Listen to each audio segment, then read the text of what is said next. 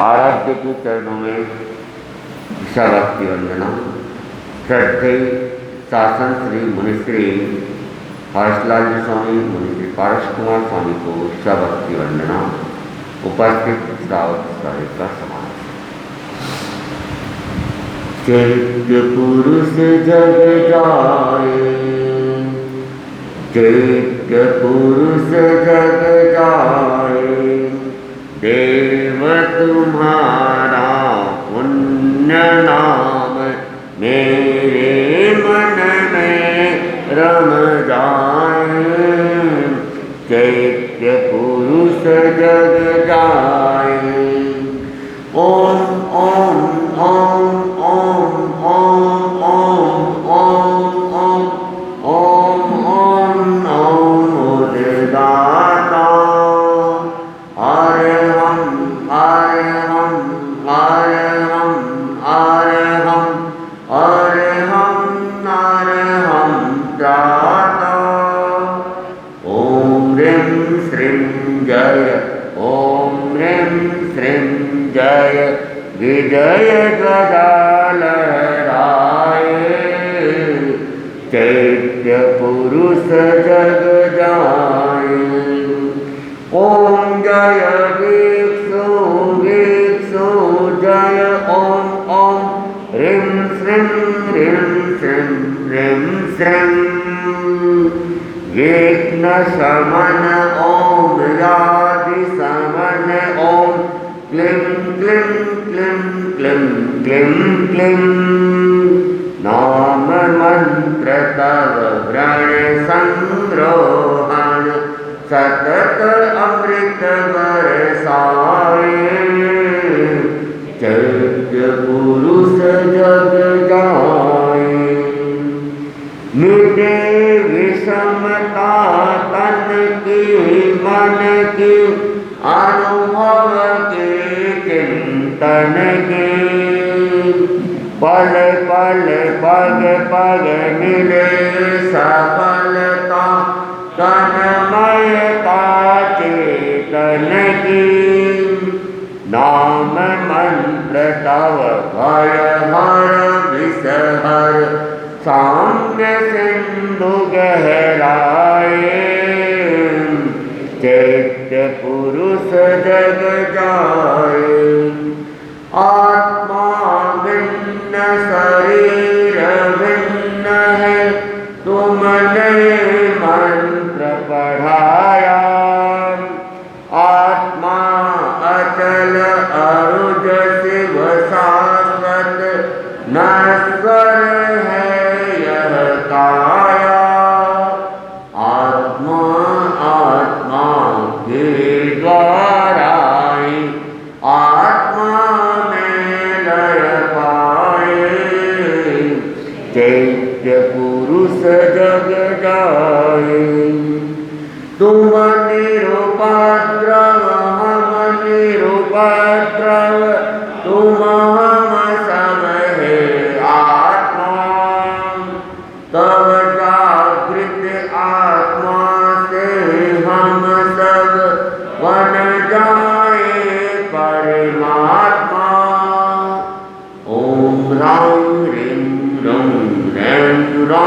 रंग अंतर मल धुल जाए, चैत्य पुरुष जग देव तुम्हारा पुण्य नाम, मेरे मन में रम जाए, चैत्य पुरुष जग जाए, चैत्य पुरुष जग जाए।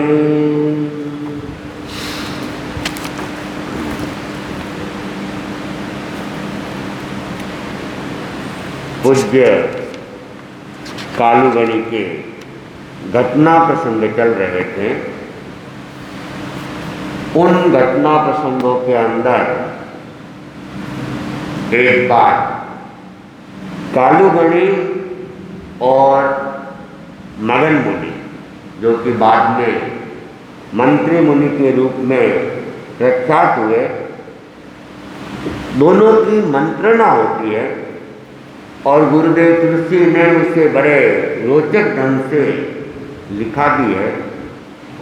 तो एक बार गुरुदेव कालूगणी काफ़ी बेचैन हो गए और बेचैन होने के बाद उन्होंने मगनलाल स्वामी को बुलाया और अपनी बेचैनी को खोलते हुए कहा और कहा कि अब मगन जी स्वामी सोचे कि हमें क्या करना चाहिए। चिंतन का विषय था भावी व्यवस्था को लेके। तो मगनलाल जी स्वामी ने विनम्रता के साथ निवेदन किया, गुरुदेव ये काम हमारा नहीं है, ये काम तो आपका है और आपको अपनी दृष्टि से ही करना चाहिए। आप पूछ रहे हैं ये आपका बड़प्पन है, लेकिन हमारे संघ की परंपरा के अनुसार ऐसा बड़ा कार्य, ऐसे गुरुतर कार्य गुरु के ही करने के होते हैं और गुरु बड़े दूरदर्शी होते हैं और अनुभव प्रवीण होते हैं। इसलिए आप सोचे। तो कालूगणी कहते हैं कि मगनलाल जी स्वामी, आज मैं आपको एक बात बता रहा हूं। मैंने वर्षों पहले एक संकल्प किया था कि 60 वर्ष की उम्र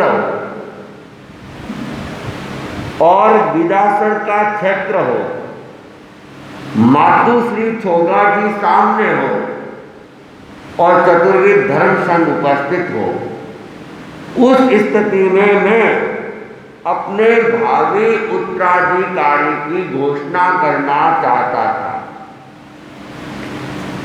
लेकिन अब मेरा विचार मुझे बदलना पड़ रहा है, क्योंकि अभी तो 59वां वर्ष चल रहा है।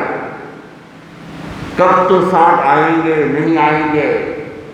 और हम अभी मेवाड़ में हैं, गंगापुर में हैं, थली यहाँ से बहुत दूर है, कहाँ विदासर और कहाँ ये गंगापुर, और मातुश्री भी सैकड़ों किलोमीटर दूर है। अब कब तो उनसे मिलूंगा। अब मुझे इस शरीर का कोई भरोसा नहीं रहा। मैंने इसके ऊपर खूब विश्वास किया, लेकिन ये क्या कर रहा है, मेरे साथ विश्वासघात कर रहा है। और वे मंत्री मुनि जी मगनलाल स्वामी को पूछने लगे कि अब बताओ मैं क्या करूं, क्या मेरे मन की बात मन में ही रह जाएगी, क्या होगा, कैसे होगा, कुछ भी समझ नहीं पा रहा हूं। और कालूगणी ने और कहा कि आज तक मैंने जो भी कल्पनाएं की, इस एक कल्पना को छोड़ के मेरी सारी कल्पनाएं पूरी हुई है, लेकिन मुझे नहीं लगता कि मेरी ये कल्पना पूरी हो पाएगी। और मगनलाल स्वामी तो कहते हैं कि आपको याद होगा कि जब माणिकगणि का देवलोक गमन हो गया और भावी व्यवस्थाओं को लेके चिंतन चल रहा था और मेरे ऊपर भी आपका काफ़ी दबाव था, लेकिन मैंने आपको स्पष्ट मना कर दिया। फिर भी आप ज्योतिषियों को कुंडली भी दिखा रहे थे, मेरे नाम पर भी चर्चा कर रहे थे।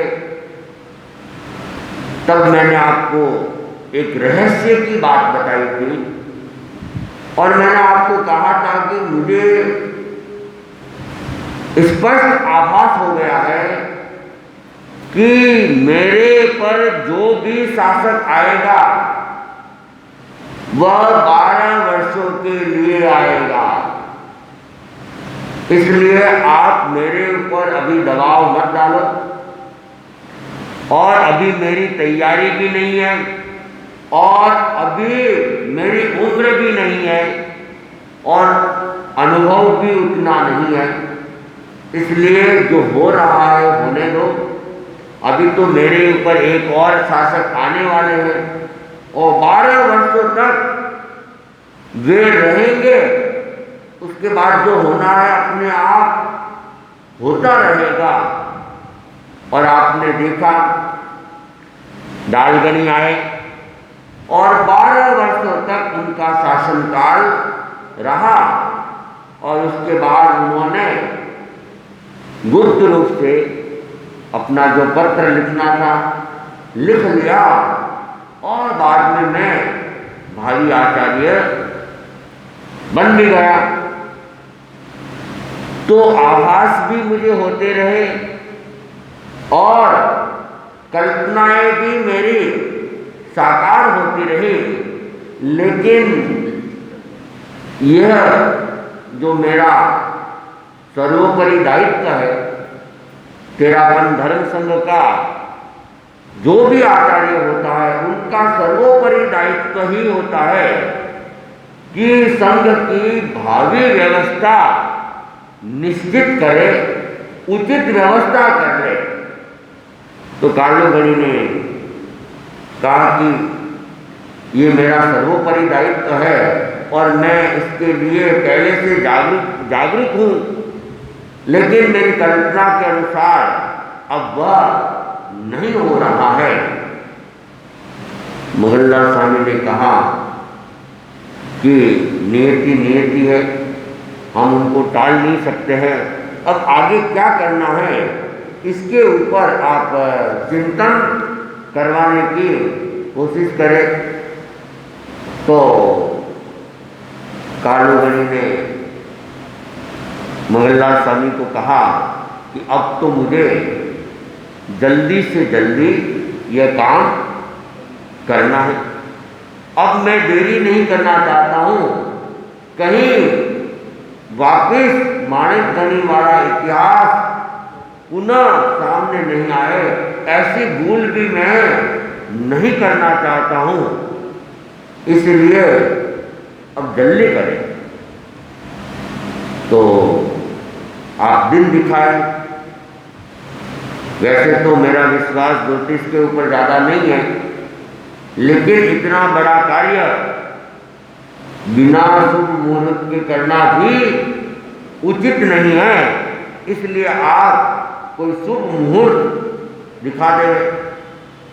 मगनलाल स्वामी तो क्या थे, अनुभवी थे और वे तो तैयारी में लगे हुए थे, हर तरह की तैयारी में लगे हुए थे। तो ज्योतिषियों से उन्होंने पहले ही बात कर ली थी, दिन वगैरह देखे हुए भी थे उनके।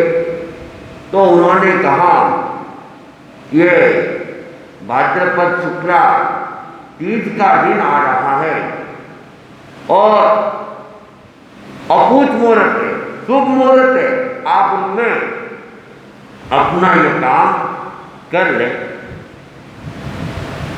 तब कालू मुनि फरमाते, तीज की बात, तीज तो अभी बहुत दूर है, अभी 9 दिन उसमें बाकी है, मुझे तो 9 घड़ी का भी भरोसा नहीं है, इसलिए आप तो और कोई जल्दी हो तो देखे, और नहीं तो फिर ये मोर को भी अपन छोड़ देते हैं। तब मंत्री मुनि मगनलाल स्वामी कहते हैं कि नहीं, तीज तो आएगी आपके, और ये काम तीज के दिन ही होगा, ऐसे काम में हड़बड़ाहट करना भी ठीक नहीं है, जल्दबाजी करना भी ठीक नहीं है। लेकिन कालू मुनि अब उनको लगने लगा कि शरीर ज़्यादा टिकने वाला नहीं है, अब देरी करना उचित भी नहीं है। तो वे भी अपनी बात पे और मगनलाल स्वामी भी अपनी बात पे पक्के थे। तो मगनलाल स्वामी ने क्या किया, बात को मोड़ दी और फिर कहा कि गुरुदेव, दिन की बात तो अपन बाद में करेंगे, बिना वर के बारात कैसे, पहले ये तो देखे कि कौन सा चेहरा है जिसको मैं आपके सामने प्रस्तुत करूं, किसको बनाने का मन है, बनना नहीं होगी तो बारात कैसे जाएगी। तो ये दिन दिन की बातें तो आप छोड़ दे और अपन तो मूल की बात करें, मूल के बिना तो ब्याज हो ही नहीं सकता है। तो मैं अब आपके सामने किसे प्रस्तुत करूं। मगनलाल स्वामी ने आचार्य श्री के सामने नाम की चर्चा की कि आप कृपा करें और आप नाम बताए। तब कालू मुनि कहते, नाम बताऊं, मैं नाम बताऊं, क्या आप जानते नहीं हो। मगनलाल स्वामी ने कहा कि गुरुदेव, ये तो आपके मुखारविंद से ही शोभा देता है, आप खुद अपने मुंह से नाम प्रकट करेंगे, ये अच्छा रहेगा। तब कालू मुनि ने कहा कि पिछले 11 वर्षों से हम जिसे पाल रहे हैं, दिन रात संभाल रहे हैं, तैयार कर रहे हैं, क्या आप नहीं जानते। फिर मगनलाल स्वामी ने कहा, मैं जानता हूं, लेकिन फिर भी नाम तो आपके मुंह से निकलना ही शोभास्पद है। तब कालू मुनि कहते हैं, तो लो सुनो, तुम्हारा इतना ही आग्रह है तो मैं अब बोल रहा हूं। और गुरुदेव तुलसी ने कहा कि वह नाम है तुलसी, तुलसी और तुलसी। 3 बार कालू मुनि ने उस नाम का प्रयोग किया और नाम सुन के मगनलाल स्वामी एकदम भावुक हो गए और कुछ देर तक वे कालू मुनि को देखते रहे और कालू मुनि मंत्री मुनि को देखते रहे। और दोनों की स्थिति भी कहते हैं देखने जैसी स्थिति थी वह। फिर कालू मुनि फरमाते हैं कि संवत 1982 से पहले मैंने अनेक नामों के ऊपर चिंतन किया, लेकिन मुझे सफलता नहीं मिली, संतुष्टि नहीं मिली। लेकिन जब हम लोग लाडलू की ओर जा रहे थे और गांव के बाहर शुभ शकुन हुए, काला नाग दिखाई दिया और वह अपने आप में दाहिना साथ था और कहा भी गया है, खर डाबो विष जीवनो मुर्गो बोले पुट। राम कहे लक्ष्मण ने लंका लाशा लूट। तो खर को गधा जो होता है वह बाईं तरफ मिल जाता है, और विषधर जो भी हो वो अगर राइट साइड में दाहिनी तरफ मिल जाते हैं तो उसे शुभ माना जाता है। तो कि उस दिन वो शुभ शकुन हुए। और फिर जब हम लाडलू पहुंचे, अप्रत्याशित रूप से, पहले कोई कल्पना भी नहीं थी, लेकिन बालक तुलसी सामने आया। उसके दीक्षा के बाद सामने आए, तब से मेरा ध्यान तुलसी के ऊपर लगा हुआ था। मैं पूरा ध्यान दे रहा था, और वह भी अपनी योग्यता को बढ़ा रहा था। तो अब नाम तो अपने सामने एक ही है, मुनि तुलसी का नाम ही है, और उसे ही हमें क्या करना है। लेकिन एक चिंता कि क्या चिंता है कि उम्र की चिंता है। उम्र थोड़ी कम है। मंगललाल स्वामी कहते हैं आपको अगर इतनी ही चिंता हो तो और कोई विचार कर ले, किसी बूढ़े को लाना हो बूढ़े को ले आऊं कि नहीं और तो कोई विचार ही नहीं है और कोई चिंतन ही नहीं है। चिंतन तो एक ही है, लेकिन उम्र भी अपना महत्व रखता है। तो मंगललाल स्वामी ने कहा इस उम्र की चिंता को आप मेरे पर छोड़ दे, पर निश्चिंत होकर जो करना है वह करे। फिर तीज के दिन कालगणी उनको विधिवत युवाचार्य भी बनाते हैं। आगे जैसा भी योग होगा, समय की अपनी सीमा है। अब मेरा भाव भरा निवेदन श्रद्धेय श्री पारस कुमार